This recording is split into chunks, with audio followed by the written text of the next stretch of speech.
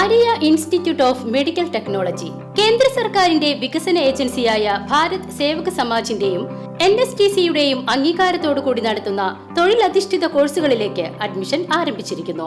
വിജയകരമായി ട്രെയിനിംഗ് പൂർത്തിയാക്കുന്ന ഏവർക്കും വിദേശത്തും സ്വദേശത്തും തൊഴിലവസരം.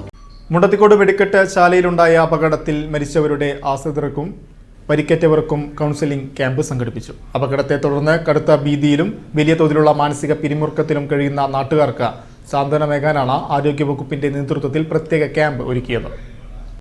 അസ്വസ്ഥത തോന്നുന്നില്ല. ചില സമയത്ത് ഈ വീണതിന്റെ ഒന്നും തോന്നുന്നു, തട്ടിയ ഭാഗത്ത് ഒരു ചെറിയ ഒരു വേദന മിന്നിച്ച മാതിരി തോന്നുന്നല്ലാണ്ട് വേറെ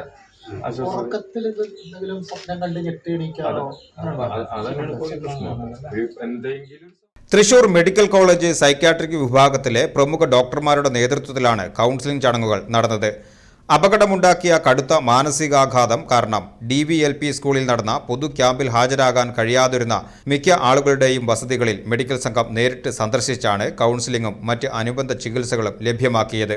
ഭയവും ആശങ്കയും മൂലം വീടിന് പുറത്തിറങ്ങാൻ മടിക്കുന്നവരെ കണ്ടെത്തി മാനസിക പിന്തുണ നൽകുക എന്ന ലക്ഷ്യത്തോടെയായിരുന്നു ഈ സന്ദർശനം.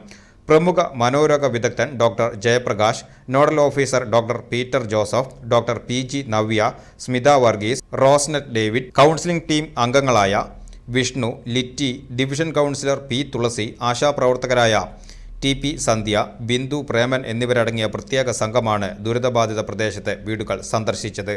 ആരോഗ്യവകുപ്പ് സമയബന്ധിതമായി ഇടപെട്ട് നടത്തിയ ഇത്തരം കൗൺസിലിംഗ് ചടങ്ങുകൾ പ്രദേശവാസികളിൽ നിലനിന്നിരുന്ന വലിയ രീതിയിലുള്ള മാനസിക പിരിമുറുക്കത്തിനും ഭീതിക്കും വലിയ തോതിൽ അയവ് വരുത്തിയതായി മുണ്ടത്തിക്കോട് NSS കരയോഗം പ്രസിഡന്റ് രാജു മാരാത്ത് മാധ്യമങ്ങളോട് അഭിപ്രായപ്പെട്ടു.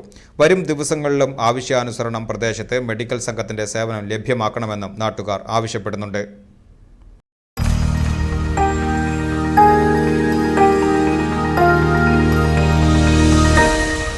You are watching VCV News.